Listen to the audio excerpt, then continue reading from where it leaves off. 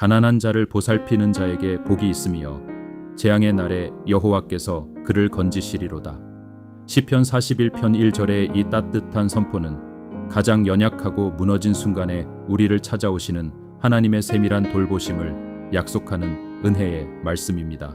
여러분, 깊은 산속에 뿌리 내린 고목나무를 본 적이 있으십니까? 거센 비바람이 몰아치고 벼락이 떨어질 때 그 나무는 당장이라도 쓰러질 듯 흔들리지만 폭풍이 지나간 후에는 더욱 푸르고 단단한 잎을 피워냅니다.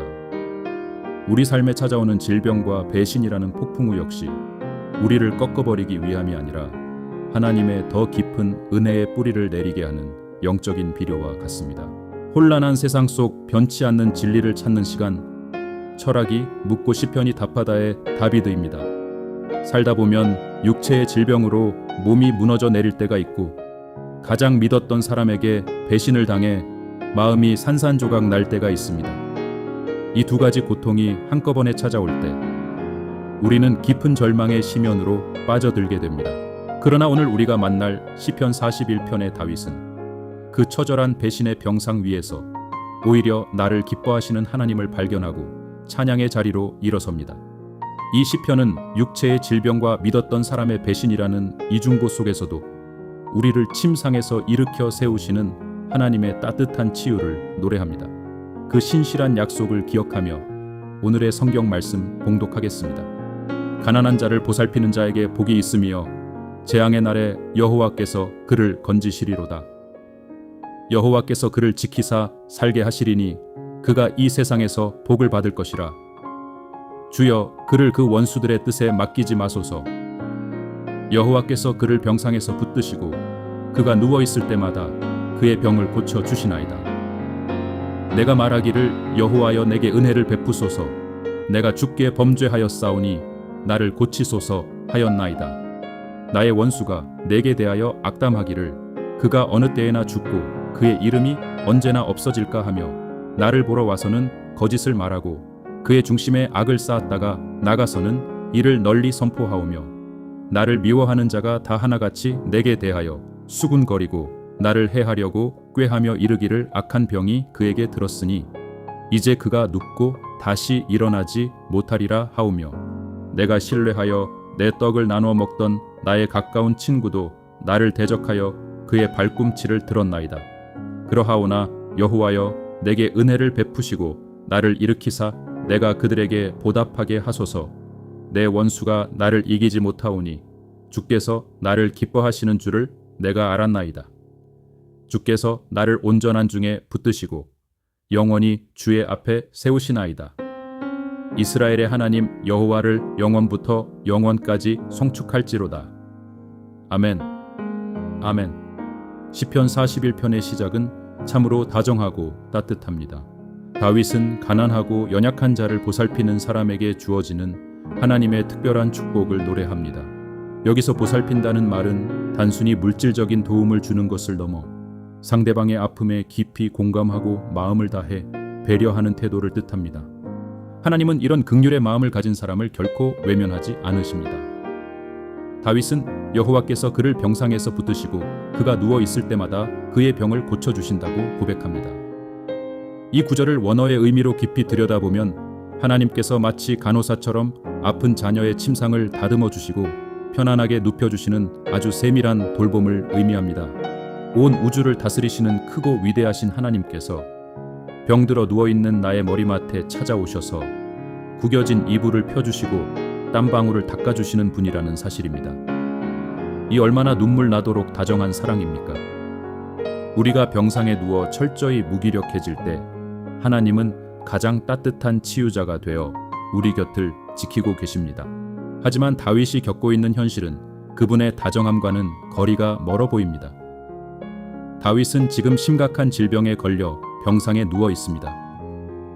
몸이 아프면 마음도 약해지는 법인데 설상가상으로 주변 사람들의 태도가 그의 영혼을 더욱 깊이 찌릅니다. 원수들은 다윗의 병문안을 오는 척하면서 속으로는 그가 빨리 죽기를 바라고 있었습니다. 그들은 다윗 앞에서는 거짓으로 위로의 말을 건네고 병실 문을 나서자마자 저 사람은 이제 끝났다 하며 악의적인 소문을 퍼뜨렸습니다. 육체의 고통보다 사람들의 가식과 조롱이 다윗의 가슴에 더 예리한 비수를 꽂았던 것입니다. 그런데 다윗을 가장 비참하게 만든 것은 따로 있었습니다. 바로 가장 믿었던 사람의 배신이었습니다. 내가 신뢰하여 내 떡을 나눠 먹던 나의 가까운 친구도 나를 대적하여 그의 발꿈치를 들었나이다 라는 고백을 보십시오. 고대 사회에서 떡을 나눠 먹는다는 것은 생명을 공유하는 가족과도 같은 완벽한 신뢰 관계를 의미합니다. 그렇게 내 속마음을 다 털어놓고 밥을 함께 먹던 친구가 내가 병들어 쓰러지자 나를 향해 발꿈치를 들었습니다.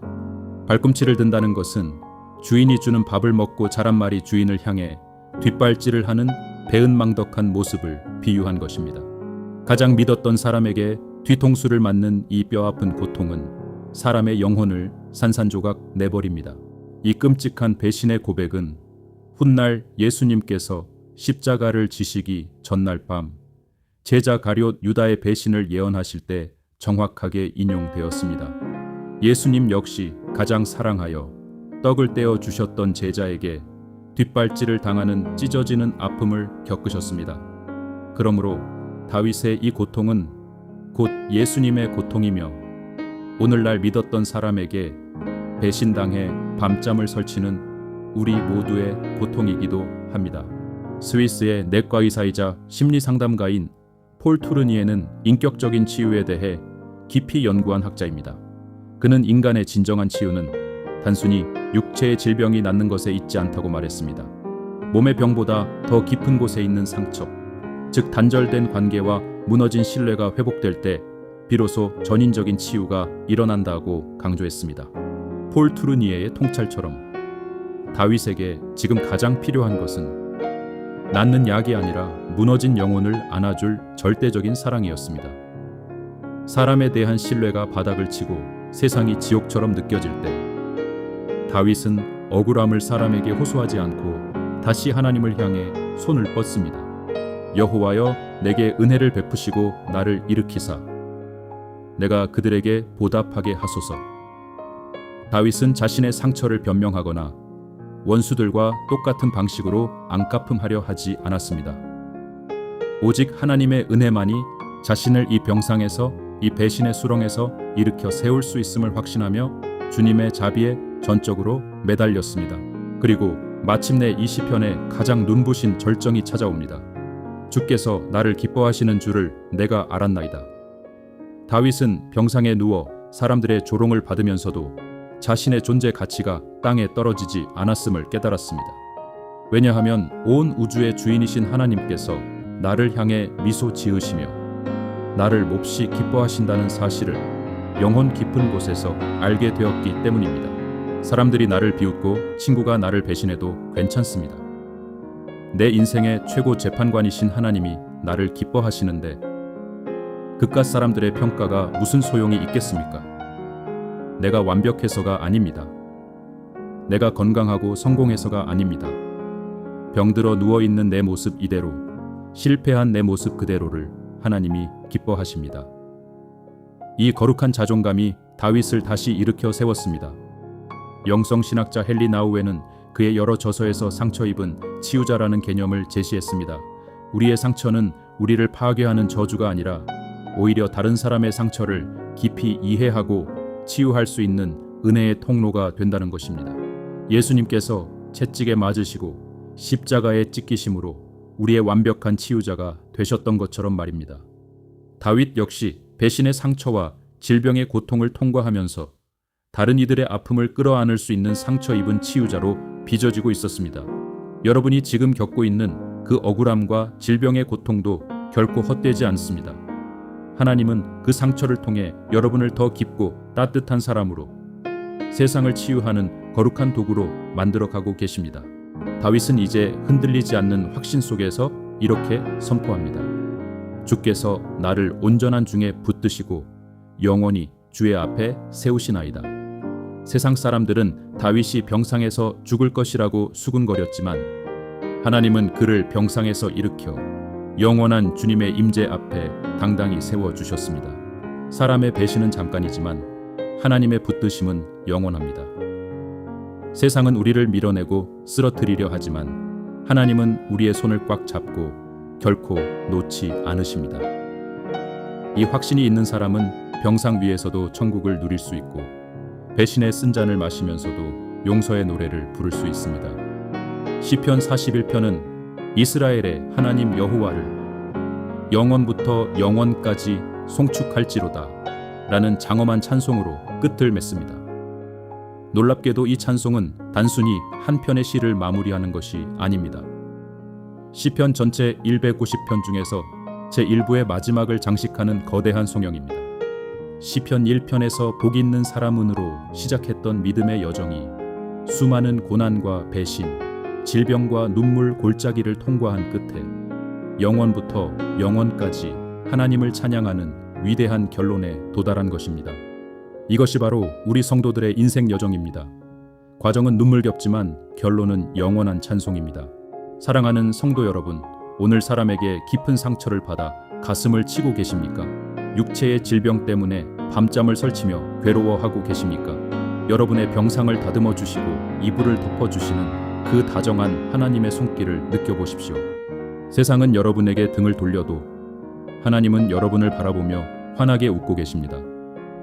주님이 여러분을 기뻐하십니다. 이 사실 하나만으로도 우리는 오늘을 다시 살아낼 충분한 힘을 얻습니다. 아픈 자리에서 일어나 상처 입은 치유자로 당당히 걸어가시기를 축복합니다. 이제 배신의 아픔을 싸매시고 우리를 영원히 붙드시는 사랑의 하나님께 기도를 드리겠습니다. 잠시 눈을 감고 내 곁에서 나를 기뻐하시는 주님의 미소를 상상하며 함께 기도합시다. 상한 마음을 고치시며 연약한 자를 돌보시는 하나님 아버지, 오늘 시편 41편의 말씀을 통해 병상에 누운 자의 구겨진 이불을 펴주시고 눈물을 닦아주시는 다정하신 주님의 사랑을 보게 하시니 감사합니다. 질병의 고통 속에서 홀로 신음할 때 찾아와 위로하시는 분은 오직 주님 한 분뿐임을 고백합니다. 주님, 믿었던 사람에게 배신당해 발꿈치에 차인 것 같은 깊은 상처를 안고 살아가는 성도들이 있습니까? 사람들의 가식적인 위로와 뒤에서 수군거리는 조롱 때문에 영혼이 찢겨나간 자들을 불쌍히 여겨주시옵소서.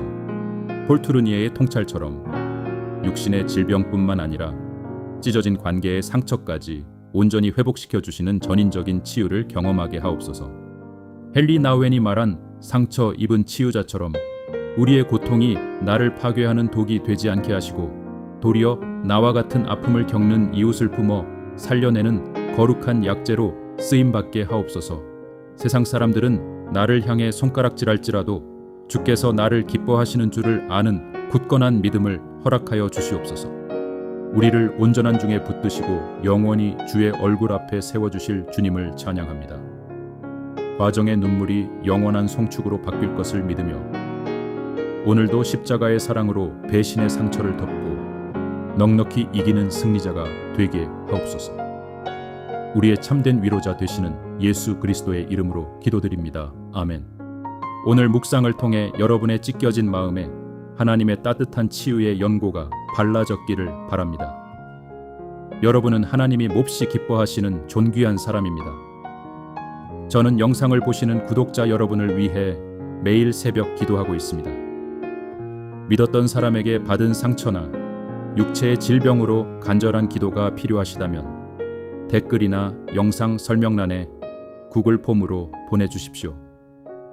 그 아픔을 함께 끌어안겠습니다.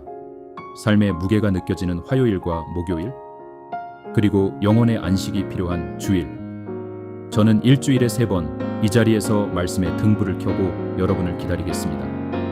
다음 시간에는 사슴이 시냇물을 찾기에 갈급함 같이 내 영혼이 주를 찾기에 갈급하니이다 라는 목마른 사슴의 애절한 노래 시편 42편으로 깊은 은혜를 나누겠습니다. 시편 제1부의 마지막 여정까지 함께해 주셔서 진심으로 감사합니다. 오늘의 묵상이 배신의 상처를 입은 여러분을 영광스러운 치유자로 거듭나게 하는 기적의 전환점이 되었기를 간절히 기원합니다.